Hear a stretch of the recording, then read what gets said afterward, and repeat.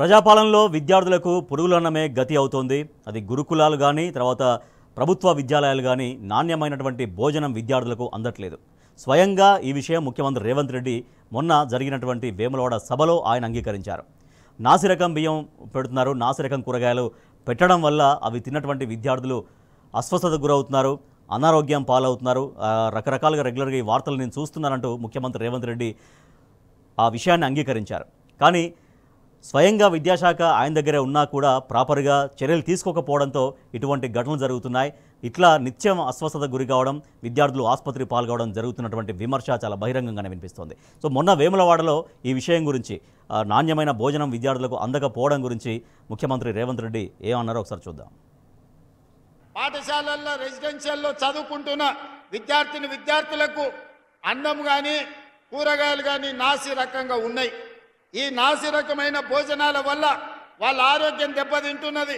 నిన్న మొన్న నేను చూస్తున్న టీవీలలో పేపర్లలో కలుషితమైన ఆహారం తీసుకొని రెసిడెన్షియల్ స్కూళ్ళలో పిల్లలు ఆసుపత్రి పాలవుతున్నారు.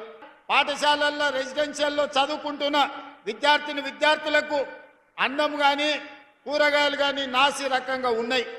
ఈ నాసి రకమైన భోజనాల వల్ల వాళ్ళ ఆరోగ్యం దెబ్బతింటున్నది.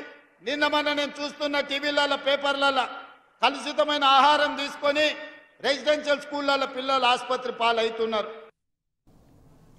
సో అదే ముఖ్యమంత్రి రేవంత్ రెడ్డి అంగీకరించినటువంటి విషయం. అది రెసిడెన్షియల్ స్కూళ్ళల్లో, గురుకులాలలో, తర్వాత మధ్యాహ్న భోజనం కావచ్చు, సరే ప్రభుత్వం నుంచి ఏదైతే విద్యార్థులకు చేరుతుందో దాంట్లో నాసి రకం కూరగాయలు పెడుతున్నారు, నాసి రకమైన బియ్యం పెడుతున్నారు. దాన్ని తిని ఆ విద్యార్థులు అనారోగ్యం పాలవుతున్నారు. రెగ్యులర్గా పేపర్లలో, టీవీలలో అది నేను చూస్తున్నా అంటూ ముఖ్యమంత్రి రేవంత్ రెడ్డి స్వయంగా అంగీకరించారు.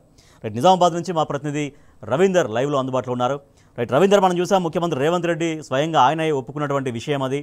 కానీ చర్యలు మాత్రం శూన్యంగా కనిపిస్తున్నాయి. సో ఇట్లా విద్యార్థులు అస్వస్థత గురై ప్రాణాలు కూడా కోల్పోతున్న పరిస్థితి. సో గత 11 నెలల కాలంలో గురుకుల విద్యార్థులే వివిధ రకాల కారణాలతో దాదాపుగా 42 మంది మృత్యువాత పడ్డారంటే ఈ ప్రభుత్వానికి పట్టింపు లేదా అన్నటువంటి ఒక ఆగ్రహంతో కూడిన ప్రశ్నలు వస్తూ ఉన్నాయి. సో నిజామాబాద్ జిల్లా వ్యాప్తంగా ఇటువంటి ఘటనలు ఉన్నాయా, కనిపిస్తున్నాయా, ఏం జరుగుతోంది?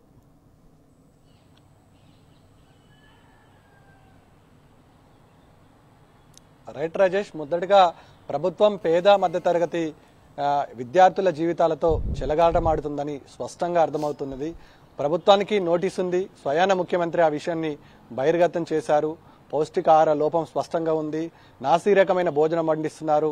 అరకొర వసతులతో ఈ సంక్షేమ హాస్టళ్లు, మధ్యాహ్న భోజనం ఏజెన్సీలతో పాటు గురుకుల సాంఘిక సంక్షేమ హాస్టళ్లతో పాటు కేజీవీపీలు కూడా ఇవాళ గందరగోళమైన పరిస్థితి తయారైందన్న విషయం ముఖ్యమంత్రి స్వయాన వేములవాడ మీటింగ్లో చెప్పిండంటే ఆయనకు నోటీసులో ఉంది. కానీ దీన్ని ప్రక్షాళన చేసే పరిస్థితి కానీ, ఇంట్లో ఉన్నటువంటి లొసుగులు కానీ, ఈ వ్యవహారం పట్ల క్షేత్రస్థాయిలో పర్యవేక్షణ, పరిశీలన పూర్తి స్థాయిలో దెబ్బతిన్నట్టుగా ముఖ్యమంత్రి స్వయాన ఒప్పుకున్నాడు. ముఖ్యమంత్రి మనవడు స్టెప్పులేస్తే సంతోషపడి సంబరాలు చేసుకున్నటువంటి ముఖ్యమంత్రి ఇవాళ పేద మధ్యతరగతి కుటుంబాలకు చెందినటువంటి విద్యార్థులు తీవ్ర అస్వస్థతతో పాటు చనిపోతుంటే కనీసం వారి ఆరోగ్యం పైన దృష్టి సాధించలేదని ఇవాళ సామాన్య మానవుడు నిజామాబాద్ జిల్లాలో ప్రశ్నిస్తున్నారు. ఆ రకంగా ఆవేదన కూడా వ్యక్తం చేస్తున్నారు. ఇవాళ కేజీవీబీలు గందరగోళమైన పరిస్థితులకు నెట్టబడ్డాయి. మధ్యాహ్న భోజన ఏజెన్సీలు పూర్తి స్థాయిలో విఫలం కావడం జరిగింది. విద్యార్థులు పాఠశాలలో భోజనం చేయాలంటే భయపడే దుస్థితి ఏర్పడింది. మొత్తానికి ఇవాళ అస్తవ్యస్తంగా విద్యా వ్యవస్థ తయారైంది. విద్యార్థులు మధ్యాహ్న భోజనం పాఠశాలలో చేయడం మానేసి దాదాపుగా 8 నుంచి 9 నెలలు అవుతుంది. అంటే భరోసా, బాధ్యత లేదన్న విషయం విద్యార్థుల తల్లిదండ్రులతో పాటు విద్యార్థులకు కూడా తెలిసింది. ఆ ఆహారం తిని రోగాల బారిన పడాల్సిన అవసరం లేదని ఇంటికెళ్లి భోజనం చేయాల్సిన దుస్థితి ఏర్పడిందంటే పరిస్థితి క్షేత్రస్థాయిలో ఎంత దయనీయమైన పరిస్థితిలో ఉందో అర్థం చేసుకోవచ్చు. ఉమ్మడి నిజామాబాద్ జిల్లా వ్యాప్తంగా ఇటు పాఠశాలతో కలుపుకొని దాదాపుగా 8,600 భోజనాలు వడ్డించే కేజీవీపీలు, మధ్యాహ్న భోజనం ఏజెన్సీలతో కలిసి 8,016 ఏజెన్సీలు నడపడం జరుగుతుంది. ఇప్పటికి కూడా ఈ రోజు వరకు కూడా వాళ్ళకి బిల్లులు మంజూరు కాకపోవడం వల్ల నాణ్యత ఎక్కడి నుంచి వస్తుందనే ఆవేదన కూడా వ్యక్తమవుతుంది. ఇక్కడ ప్రభుత్వం బియ్యం అందిస్తుంది కానీ దానికి సరిపడ సరుకులు అందించడం లేదు. కూరగాయల బిల్లులు, మెస్ బిల్లులు ఇప్పటికీ మంజూరు కాక నిజామాబాద్లో ఉన్నటువంటి చౌరస్తాలో ప్రతినిత్యం ధర్నా చేస్తున్నారు, ధర్నాకు దిగుతున్నారు, కలెక్టరేట్ చుట్టూ వినతులు ఇస్తున్నారు. దయచేసి మా బిల్లులు మాకు చెల్లించండి, విద్యార్థులకు మేము మోయలేకపోతున్నాం, వారికి నాణ్యమైన ఆహారం వడ్డించలేకపోతున్నామని ప్రతినిత్యం విద్యార్థులకు అన్నం వడ్డించే ఏజెన్సీల నిర్వాహకులు వచ్చి దండం పెట్టుకోవాల్సిన పరిస్థితి ఏర్పడింది. అయినా ప్రభుత్వం అటువైపు ఆలోచన కానీ విద్యార్థుల చెప్తున్నప్పుడు మరి అక్కడ అధికార యంత్రాంగం పై అధికారులు ఏమంటున్నారు? వాళ్ళను పిలిపించి మాట్లాడడమో లేకపోతే నాణ్యమైన భోజనం మాత్రం ముందైతే పిల్లలకు అందించండి, తర్వాత మీదే ఉన్నా కూడా తర్వాత మనం మాట్లాడవచ్చు ఆ స్థాయిలో ఏం మాట్లాడట్లేరా? అధికారులు ఏం వాళ్ళని చెప్పట్లేరా ఏజెన్సీలకు?